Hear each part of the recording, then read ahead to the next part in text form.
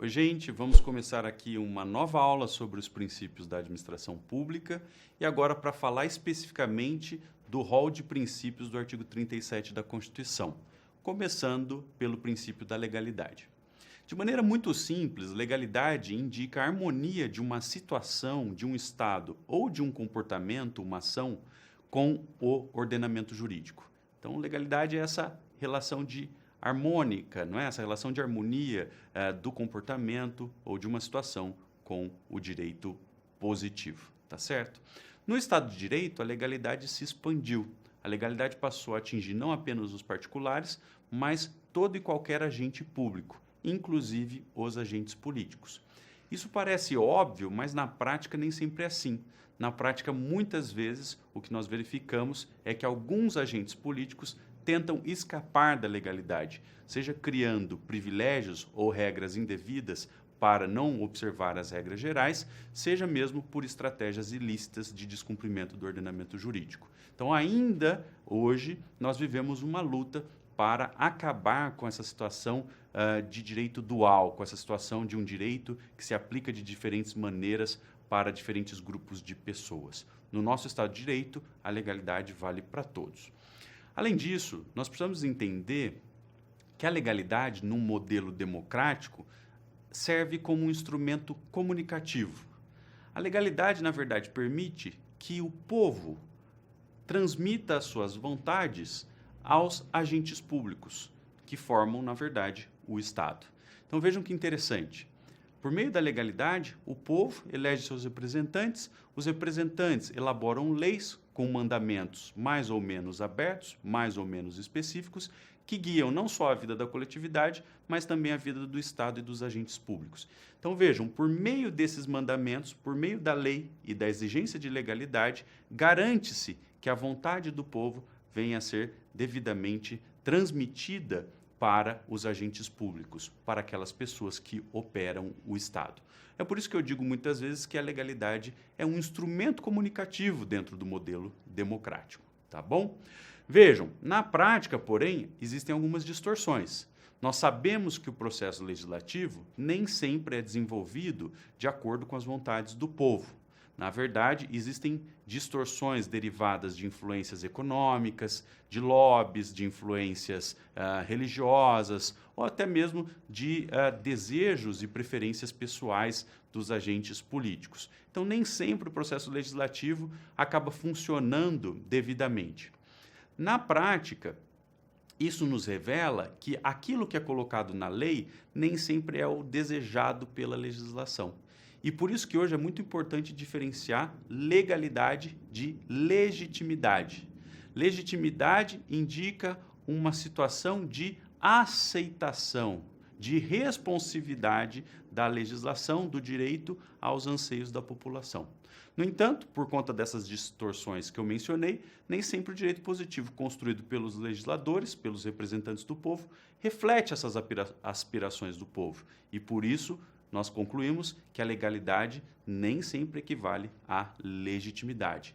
Existem leis, existem comandos, existem regras e princípios que foram devidamente inseridos no ordenamento jurídico pelo legislador, mas que não são vistos como legítimos pela população, tá bom? Então, tomem cuidado, não confundam legalidade com legitimidade. Vejam, do ponto de vista pedagógico, nós podemos analisar a legalidade administrativa como supremacia da lei e também nós podemos analisar a legalidade como reserva legal. Eu vou explicar mais ou menos esses dois conceitos aqui.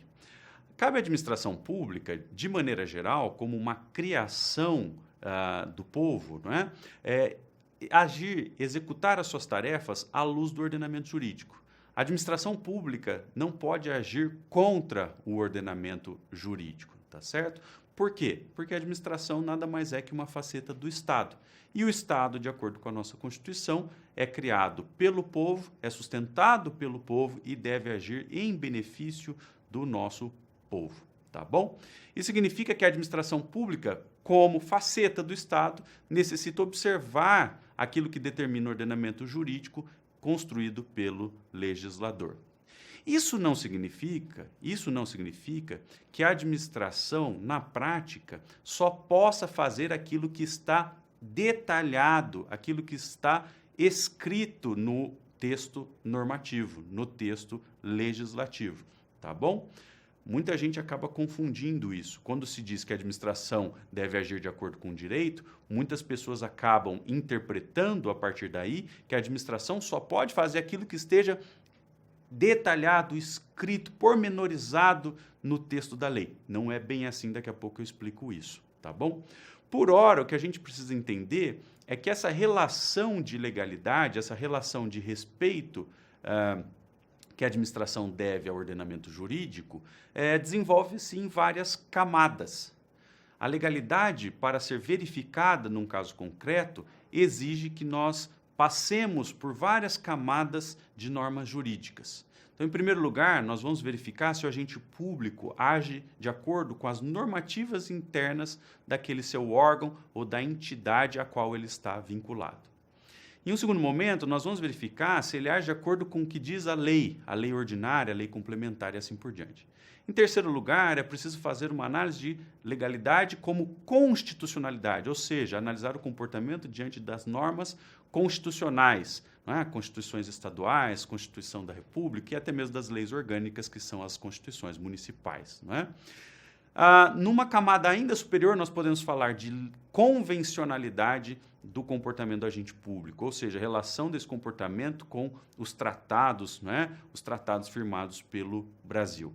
E, em último lugar, nós podemos falar de legalidade num sentido amplíssimo, ou seja, de legalidade como juridicidade, legalidade como compatibilidade daquele comportamento do agente público com todas as normas postas, não é? com todas as normas expressas e também com todas as normas que permeiam o ordenamento jurídico, ainda que elas não estejam explícitas, ainda que elas não estejam expressas em um ou outro texto legislado. Tá bom? Então, a relação de juridicidade, ela exige a compatibilidade do comportamento com o direito escrito ou não escrito. Não apenas com a regra, mas também com os princípios, com todos os valores que formam o ordenamento jurídico. Não é por outra razão que a nossa Lei de Processo Administrativo Federal, copiando um trecho da Lei Fundamental alemã, diz que no processo administrativo o agente público deve observar não apenas a lei, mas também o direito. Vejam, essa frase é importante, não é? Porque explica que o direito não se esgota na lei, o direito é muito mais amplo. Então, a relação de juridicidade é uma relação muito mais ampla que a mera relação de respeito àquilo que está posto, àquilo que está escrito na lei. Bom, em síntese, o que é preciso ter em mente é que, na prática, para nós fazermos uma análise de legalidade, para se verificar se um agente agiu de maneira lícita ou ilícita, nós precisamos levar em conta as várias camadas do ordenamento jurídico e de legalidade. Tá certo? Outra observação importante aqui, existem vários padrões de legalidade. Os padrões de legalidade variam de acordo com o setor, de acordo com o tipo de ato, de acordo com a função administrativa exercida. Há um texto muito interessante sobre esses padrões de legalidade do Charles Eisenman, que está publicado na Revista de Direito Administrativo, e eu vou deixar aí a referência para vocês no slide de bibliografia. Tá bom? Mas, de todo modo, a partir do Eisenman, nós podemos esclarecer que existem pelo menos dois, o Eisenman fala de outros, né? Mas pelo menos dois padrões de legalidade. A legalidade fraca indica uma relação de compatibilidade da conduta com o ordenamento, ou seja, tudo é permitido desde que a lei não proíba, tá certo? Então, por um padrão de legalidade fraca, o que precisamos comprovar é se a conduta de um agente público, por exemplo, é compatível com o ordenamento jurídico. Ou seja, se ele fez algo que não estava proibido pelo ordenamento jurídico. Numa relação de legalidade forte, a situação muda um pouco. Nessa situação, nós precisamos falar de conformidade do comportamento com o texto legal. Ou seja, o agente pode fazer aquilo que a lei diz que ele pode fazer. O agente pode fazer aquilo que o direito expressamente autoriza. Aí nós temos legalidade forte, portanto. O agente público, para que seu comportamento seja lícito, por exemplo, terá que, não é, comprovar a existência de uma regra que autorize explicitamente aquele comportamento. Tá bom? Então, vejam, existem diferentes padrões de legalidade. Em algumas situações, o administrador pode fazer aquilo que o ordenamento não proíba. Em outras situações, o administrador público, ele fará apenas aquilo que a legislação manda. Tá? Então, esses vários padrões convivem. Não existe um padrão correto ou um padrão incorreto. Esses vários padrões de legalidade convivem no nosso ordenamento. Ah, mas então quando é que nós teremos a preferência por padrões de legalidade forte? Bom, isso é relativamente simples de se responder. A legalidade forte, ela é muito importante para as situações em que a administração pública restringe a liberdade dos particulares. De onde eu extraio essa conclusão? Vejam, o artigo 5º, inciso 2º da Constituição diz muito claramente que ninguém será obrigado a fazer ou deixar de fazer alguma coisa, senão em virtude de lei.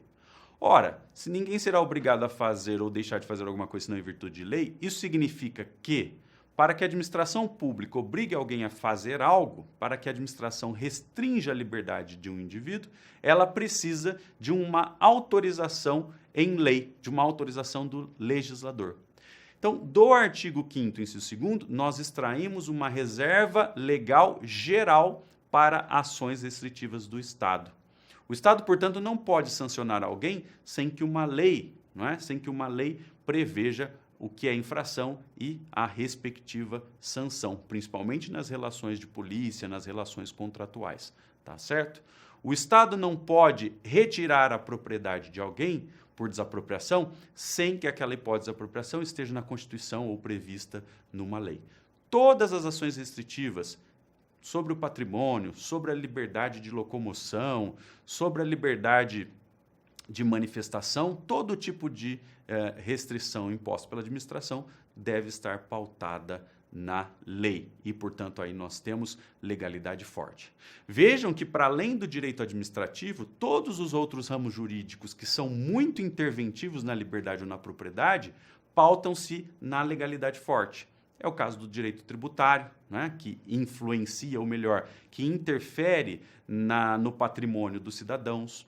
É o caso do direito penal, que interfere na liberdade dos cidadãos. Então, todos esses ramos, direito penal, direito tributário e outros, valem-se da legalidade forte. Aí o direito administrativo. Bom, o direito administrativo abrange funções que restringem a vida do particular, mas também funções que geram comodidades, que ampliam direitos, que apenas beneficiam os particulares. Nessas situações em que a administração gera comodidades, apenas beneficia o particular, apenas amplia a sua situação, beneficia ou melhora a sua situação, não há necessidade de seguir um padrão de legalidade forte. Nós podemos trabalhar com a legalidade fraca, com a relação de compatibilidade.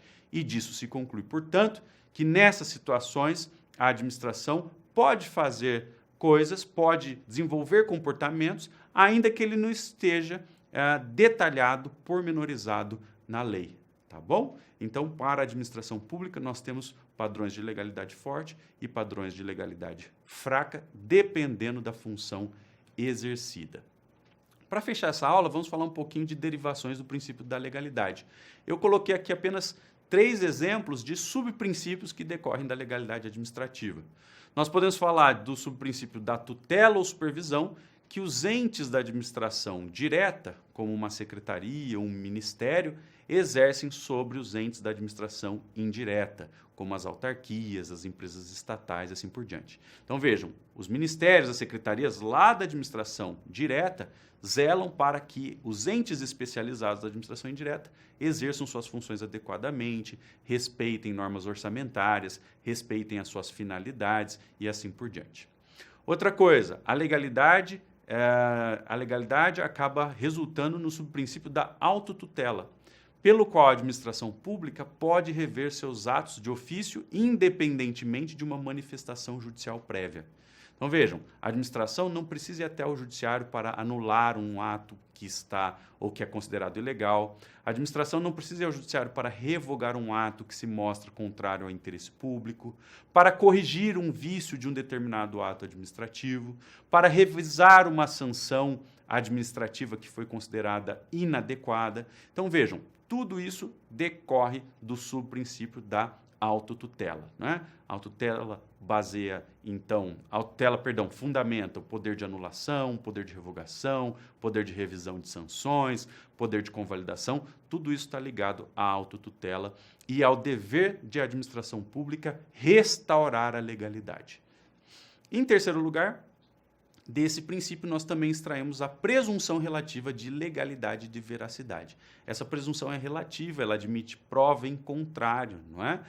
E por essas presunções, parte-se da ideia de que a administração, pelo fato de estar vinculada ao ordenamento, tem a favor de si uma crença de que seus atos estejam baseados em fatos reais, em fatos verdadeiros, não distorcidos, e que aqueles atos tenham sido praticados em linha com a legislação, em linha com o que mandam as leis. Então, é isso que nós chamamos de presunção de legalidade e veracidade, uma presunção relativa favorável à administração pública. A partir da presunção é que nós entendemos a proibição constitucional de recusar fé a documento público, que consta lá do artigo 19, inciso 2º. Além disso, é com base na presunção relativa de legalidade e veracidade que se garante a qualquer agente público o poder de autenticar documentos, o que nós verificamos a partir da análise do artigo 22, parágrafo 3º da Lei de Processo Administrativo. Tá bom? Então, para fechar, algumas referências bibliográficas. Aqui o texto do Charles Eisenman, né, O Direito Administrativo e o Princípio da Legalidade, publicado lá na RDA, volume 56 de 1959, mas ainda muito atual, porque ele fala desses vários padrões de legalidade e resolve uma série de mal-entendidos. E também, de novo, um livro aí que eu organizei que tem vários artigos sobre legalidade administrativa. Tá bom? Um abraço.